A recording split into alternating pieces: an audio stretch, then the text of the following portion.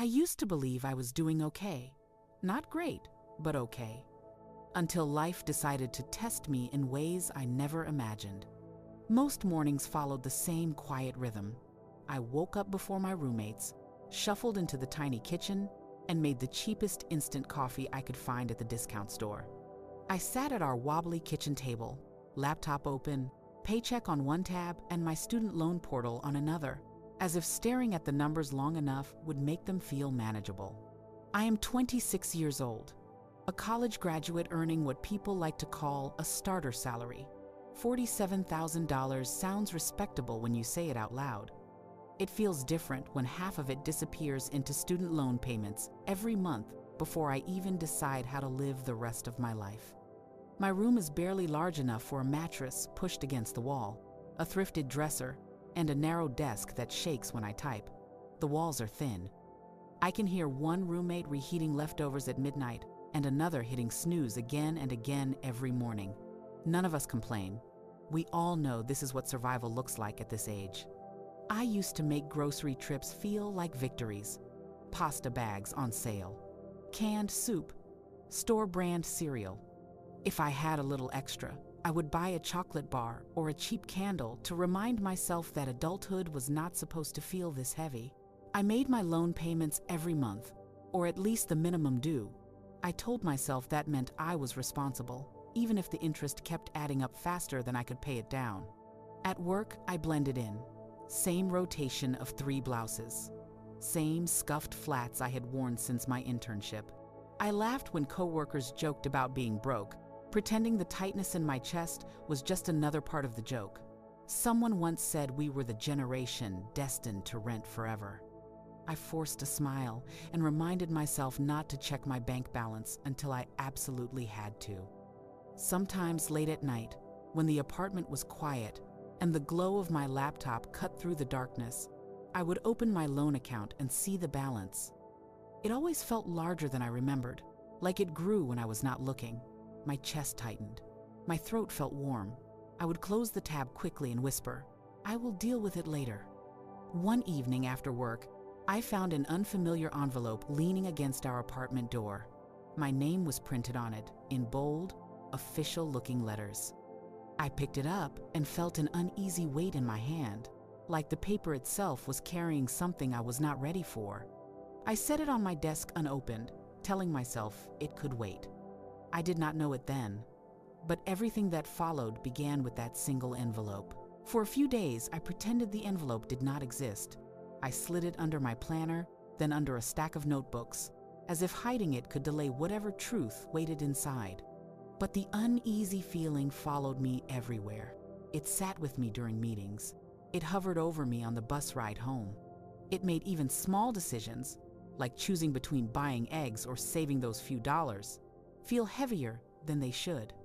Life was getting more expensive in ways I could no longer ignore. Rent had gone up again. Groceries cost more every week. Gas prices crept higher. My paycheck felt smaller even though the numbers had not changed. I found myself stretching leftovers longer, skipping outings with friends, and waiting until the last possible day to refill my transit card. Every choice felt calculated, like I was constantly trying to solve a puzzle with pieces missing. One night, after a particularly draining day, I sat on the edge of my bed and finally pulled out the envelope. I stared at the return address for a long moment, hoping maybe I had misread it or that it belonged to someone else. But no, it was addressed to me, my full name spelled out clearly. I tore it open slowly, almost afraid of the sound the paper would make. Inside was a notice stating that I had missed multiple payments due to interest capitalization. The amount due was much higher than anything I had seen before. My breath caught, and for a moment I could not tell if I felt dizzy from fear or disbelief. I looked at the numbers again, hoping I had misread something, but they stayed the same. I tried calling the loan servicer the next day during my lunch break. I sat on hold with my sandwich untouched. A recorded voice repeated the same message over and over until it felt like a kind of punishment. When someone finally answered, they spoke in a rushed, detached tone, rattling off unfamiliar terms and directing me to forms I did not understand. When our call ended, I felt more lost than before. That evening, I checked my bank balance. The number made my throat tighten. I began calculating how long I could stretch my groceries and whether I could survive skipping the next payment. For the first time, the fear was not just lingering around me.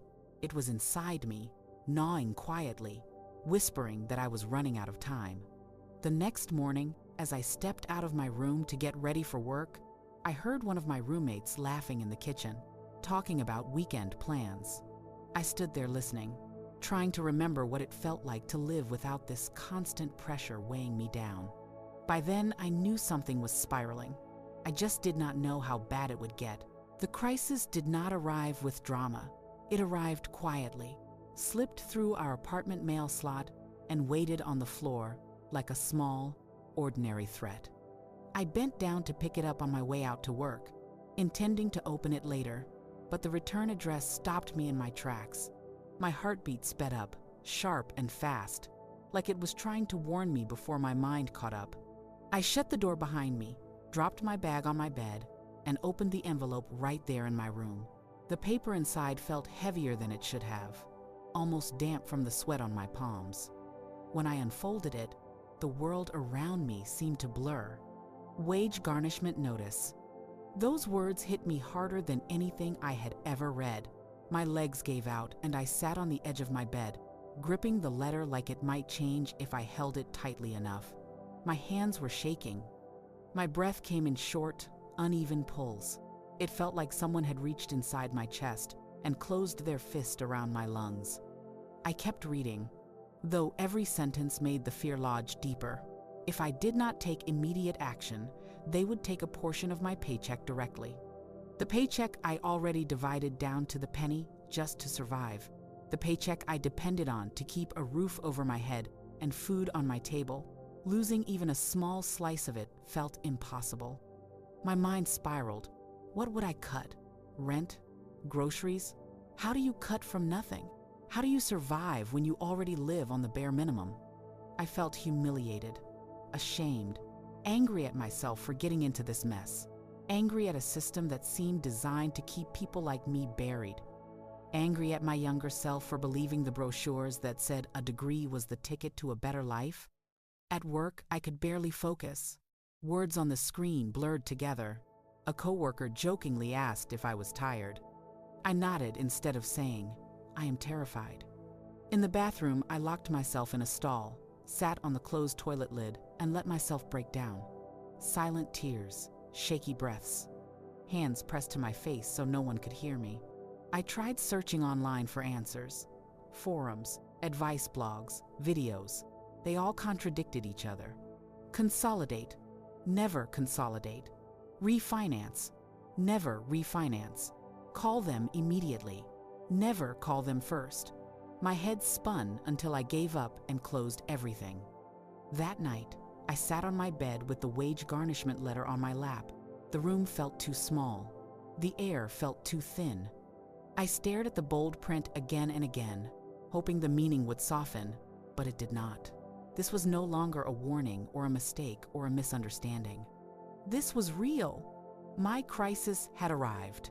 The days that followed felt like standing under a slow, relentless avalanche. Nothing dramatic, just a steady piling on of weight until I could barely breathe. It started with phone calls, unknown numbers flashing across my screen at all hours. I stopped answering after the first one left a voicemail that made my stomach twist. Then came the emails, then the notifications, then the letters. All of them saying the same thing in different ways. You owe us more than you can pay. I tried to keep up. I really did. One night I spread every bill, every statement, every overdue notice across my bed. Papers everywhere. The numbers looked unreal, like they belonged to someone else. The balances kept growing. The interest never stopped multiplying. I kept searching for the line where things got better, but there was none. Every total felt heavier than the last. I pulled up my loan account online and stared at the balance. It was so much higher than what I remembered signing for. I felt something hollow open inside me. I whispered to myself, how did it get this bad? Even though the answer was right in front of me, minimum payments, interest stacking. Fees added quietly. Years of pretending I was fine because I did not know what else to do. Rent was due soon. My checking account sat at an amount that made me feel physically sick. I had a half-empty grocery bag in the kitchen that needed to stretch through the rest of the week. I kept checking my bank app, hoping the numbers would magically shift, but they stayed stubbornly low, like they were mocking me. At work, the break room conversation drifted to weekend plans and brunch spots, and I stood by the microwave reheating canned soup that tasted like defeat. My throat tightened as I listened, pretending I was part of something normal. I kept telling myself that everyone struggles in their 20s, that this was part of the journey, but that did not make the fear any smaller. The calls intensified. Some were firm, some were cold, some sounded strangely cheerful, which somehow made it worse. One of them read off the full amount I owed in a slow, deliberate tone, as if I needed help understanding just how impossible it looked. I felt my cheeks burn, even though no one could see me. One night, I went through my budget again, crossing off anything that was not essential. Streaming subscription gone, coffee shop visits gone, ride shares gone. The list kept shrinking until it looked like a blueprint for simply existing rather than living. Even after cutting everything I could, the numbers still did not make sense. I felt like I was drowning while trying to keep a calm expression for anyone watching. Then another envelope arrived, bigger, thicker. I sat on the floor and opened it with trembling hands.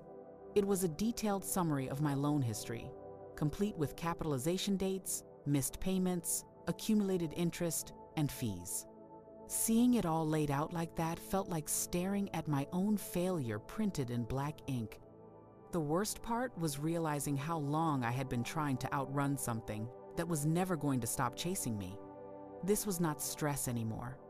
This was suffocation. The fear did not stay on the page. It spread into every part of my life. I felt it when I woke up. I felt it while brushing my teeth. I felt it on the bus to work, watching the city blur past the window while my stomach tightened into a knot. The weight of everything I owed followed me like a shadow I could not outrun. I became quieter around my roommates. They would laugh in the kitchen about something on their phones, and I would slip past them with a tight smile, hoping they would not notice how hollow I felt. One of them asked if I wanted to join them for a cheap dinner out. I lied and said I was not hungry. The truth was that I had less than $20 in my account, and the idea of spending even a few of those dollars made my chest ache. At work, the exhaustion settled deeper. I tried to bury myself in tasks, hoping the motion would numb the panic, but my thoughts drifted constantly. What if the garnishment went through? What if I got evicted? What if I could not buy groceries next week? Every scenario ended with me losing something I needed to survive. My manager pulled me aside once, gently asking if everything was all right. I nodded too quickly, the way someone does when the truth feels dangerous to speak out loud.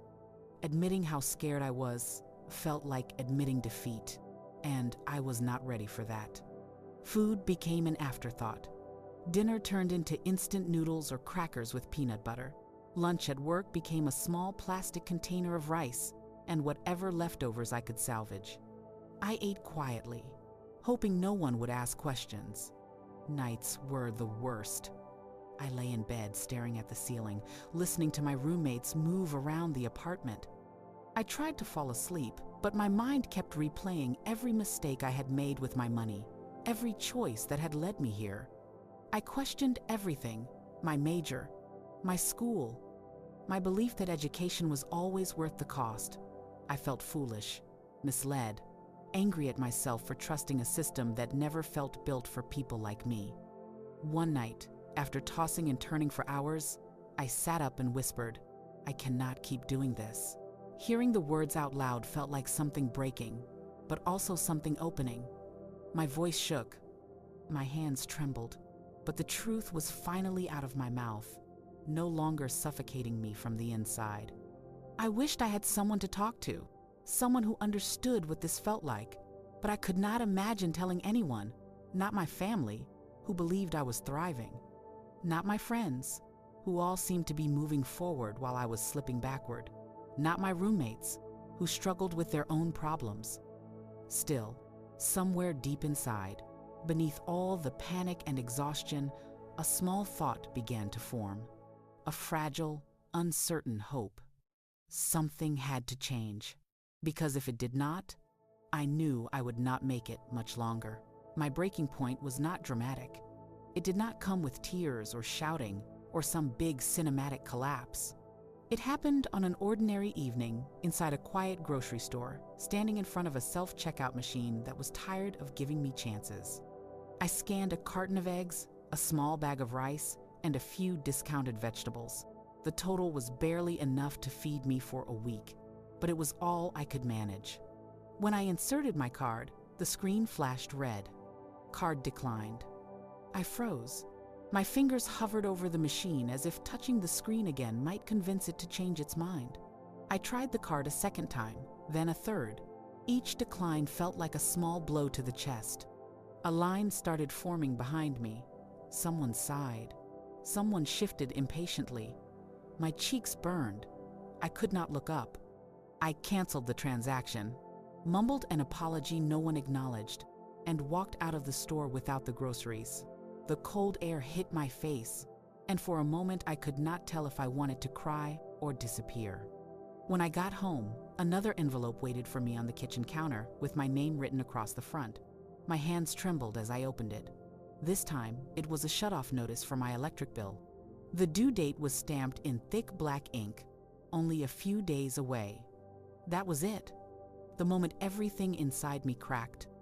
I walked straight to my tiny room, closed the door, and slid down onto the floor. Bills scattered around me like debris from a storm. Overdue notices, payment demands, loan statements. The wage garnishment warning. They formed a messy circle around me, as if trapping me inside a truth I could no longer avoid. The room felt unbearably small. My breathing grew shallow. My chest tightened until it hurt.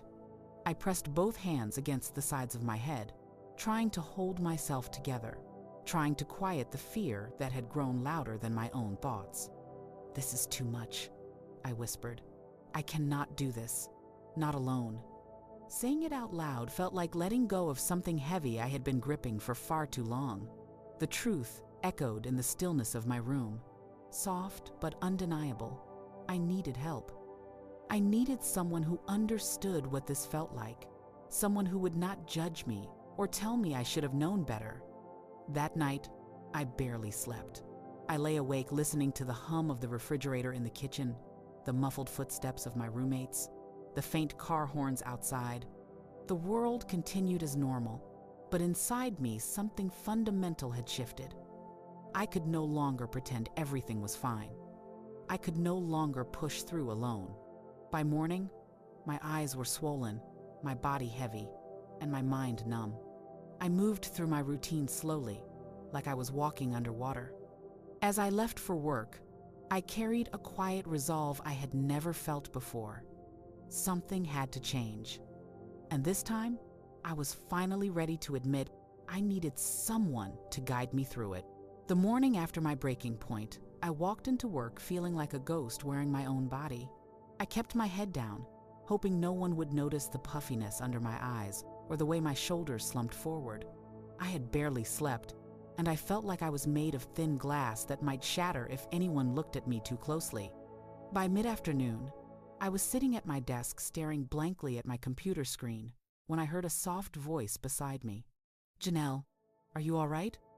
It was Marianne. She had worked in our department for years. Kind eyes, silver streaks in her hair. The kind of person who remembered birthdays and always brought extra snacks in case someone forgot their lunch. She was never loud, never intrusive, just steady, warm. The kind of presence that made the whole room feel calmer. I opened my mouth to say I was fine, but the words caught in my throat. My eyes burned. I swallowed hard and managed a weak nod. She pulled a chair beside my desk and lowered her voice. "You do not look all right, and you do not have to pretend with me."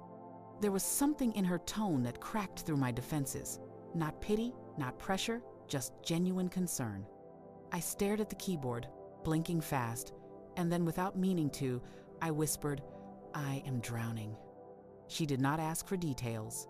She just said, "Come with me," and stood up. We ended up in the small, rarely used break room on the 3rd floor. No one ever went there except the HR manager, and she was out for the day. Marianne poured 2 cups of plain black coffee from the old machine, handed one to me, and sat across the table. "Tell me what is going on," she said. So I did. Not everything at once, but enough. The loans, the collectors, the wage garnishment notice, the shutoff bill, the constant fear that followed me like a shadow. My voice shook. My hands trembled around the warm paper cup. I braced myself for judgment. But Marianne never once winced or frowned or shook her head. She listened with the kind of patience that made the words keep spilling out. When I finally ran out of breath, she reached across the table and rested her hand lightly over mine. "I know exactly what that feels like," she said softly. "I went through something very similar when I was about your age." My eyes lifted. For the first time in weeks, I felt something other than fear. I felt understood. She continued, "You are not broken. You are not irresponsible. You are overwhelmed, and that is not the same thing. But listen carefully, because this part matters. You do not have to fix this alone." Her voice was steady, grounded, reassuring in a way that felt like someone opening a window in a room I did not realize had gone dark. "I can show you a way through this," she said. "It is not magic. It is not quick, but it works, and it will help you breathe again." A small flicker of hope sparked inside me, gentle but real. I nodded slowly. "Please," I whispered. "I need help."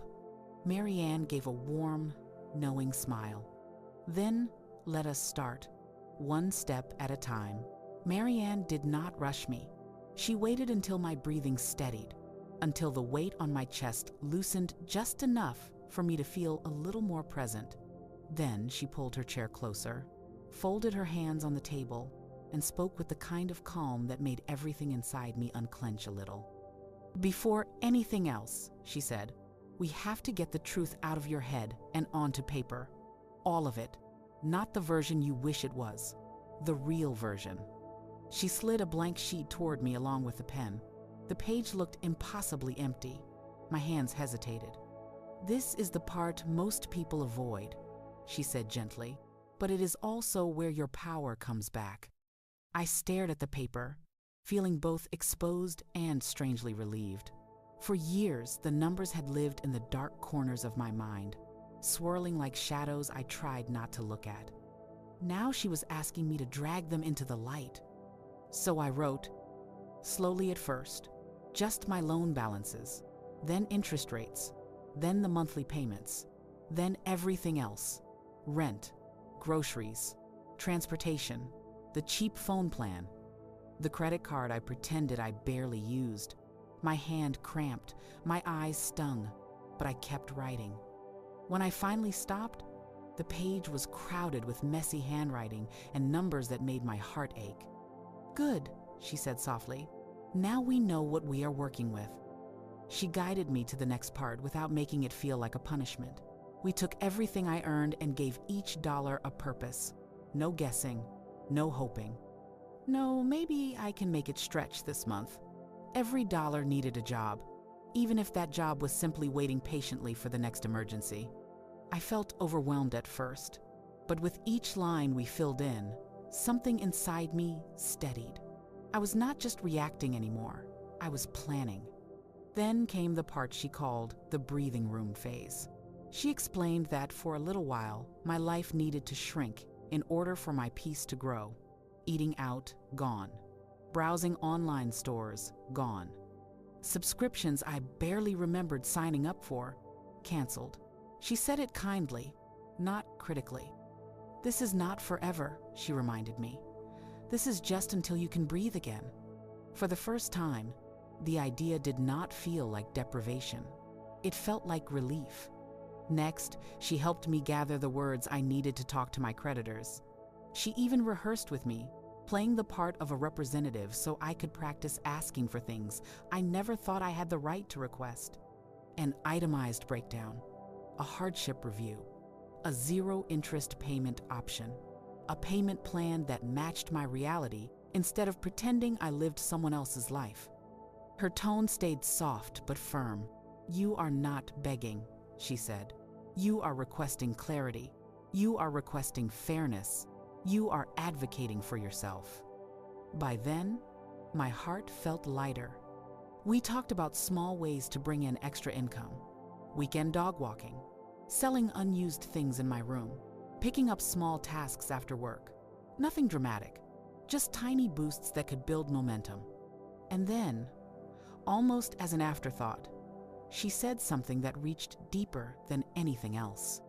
"Set aside a little bit for emergencies," she whispered. "Even $20, even $10. You just need to feel like you have something that is yours, something that protects you." A tiny emergency fund.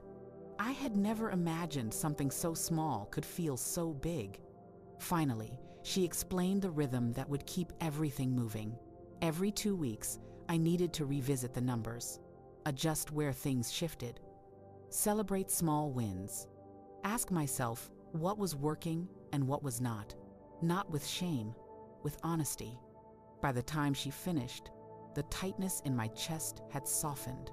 I felt grounded, not healed, not fixed, but grounded in a way I had not felt in years. For the first time, I believed there might actually be a way out. I went home that night carrying more than a stack of notes and a scribbled budget. I carried something I had not felt in a long time: direction. The plan Marianne helped me build was simple, but it felt like a lifeline I could finally grip with both hands. The first step was the one I dreaded most. I sat on my bed with my phone in one hand and my notes in the other, reading over the phrases Marianne had helped me practice. My voice trembled as I whispered them aloud, but I made the call anyway. The representative on the other end sounded tired and indifferent. Still, I kept going, repeating the words carefully. "I am requesting an itemized breakdown. I would like to ask about hardship options." To my surprise, they actually listened. They put me on hold. They came back. And suddenly, I had something I had not had before: clarity. My balance made sense. The fees had explanations. The interest spikes had reasons. None of it magically disappeared, but at least I could finally understand what I was up against. The next call went better. The one after that went better still. One representative even lowered a fee and placed me into a reduced payment plan for a few months. I hung up the phone and let out a shaky laugh. It felt unreal, like I had just unlocked a door I did not know existed. I also began selling things I no longer used: old textbooks, clothes that no longer fit my life, a spare lamp I had picked up from a thrift store during college. The little amounts added up faster than I expected. $40 here, $30 there, enough to build the smallest emergency fund I had ever had. The first time I put $20 aside and wrote it in my notebook, I stared at the number for a long time. It felt like planting a seed of safety. I picked up extra hours at work when I could. My manager noticed my consistency and started giving me small tasks that came with small bonuses. I walked dogs in my neighborhood on weekends. I stopped buying things that did not serve me. I cooked at home more, planned meals better, and stopped treating groceries like a guessing game. The budget, my once terrifying enemy, became something I relied on. Watching the categories balance out felt like watching pieces of my life click back into place. Every 2 weeks, I sat with my notebook and checked in with myself. What worked? What slipped? What could I adjust? The rhythm soothed me. It reminded me that progress was not loud, it was steady. One evening, I opened my loan portal and saw my balance had gone down for the first time in years. Not by much, but down. A real decrease. A number that moved in the right direction. I sat back in my chair and let out a long, trembling breath. It felt like a small miracle. As the weeks passed, the world around me did not change, but I did. I felt more capable, more grounded, more aware of where my money went and why. The fear that once followed me everywhere softened into something manageable. Not gone, but no longer in control. For the first time since graduation, I felt like I was allowed to imagine a future again. Months passed, not quickly, but with a steady rhythm that reminded me healing often arrives quietly. My life did not transform overnight, and I think that is what made the changes feel real. They came through small decisions, tiny shifts, gentle victories that stacked up until one day I noticed I was not living in crisis anymore. My loan balance kept moving in the right direction, even if the progress was slow.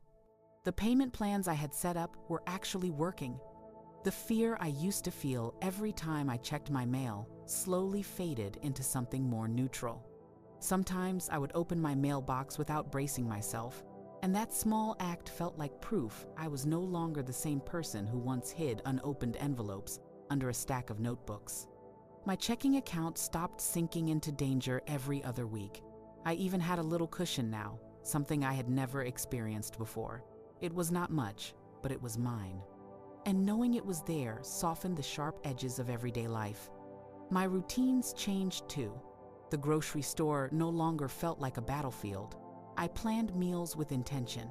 I said no to expenses I once justified out of habit. I walked more and took the bus instead of ride shares. Each choice made my life feel more stable, more grounded. Even my relationships shifted. I became more open with my roommates. I admitted I had been struggling, and instead of judgment, they offered support in small, meaningful ways. Sharing leftovers, rotating chores to help each other out, quietly adding me to group dinners without making me feel guilty. Their kindness reminded me I had not been as alone as I thought. And work felt different too. My confidence had grown. I spoke up more in meetings. I took on projects I once doubted I could handle. My manager noticed, and for the first time, I began to see a path for myself beyond merely surviving each month. But the moment that stayed with me most happened on a quiet Friday afternoon. I found myself in that same small third-floor break room, the one where I had first confessed to Marianne that I was drowning. This time, the room felt warm instead of suffocating. She sat across from me, sipping coffee like always, and I told her everything. The reduced payments, the growing emergency fund, the fact that I had not cried over my loans in weeks. She smiled without saying anything at first, a deep, proud, gentle smile. "You did the work," she said. "I just pointed you toward the path." Her words settled over me like sunlight. I walked home that day with a lightness I had not felt since before graduation. Not because all my problems were gone, but because I finally understood that I could face them. I had a plan. I had momentum. I had myself back. My life is still unfolding. My debts still exist. But now, when I think about the future, I do not feel fear first. I feel possibility. I feel strength. I feel hope that grows each time I take another small, steady step forward. And if my story brought you even a moment of comfort or strength, consider subscribing so we can share more journeys like this with others who might need it.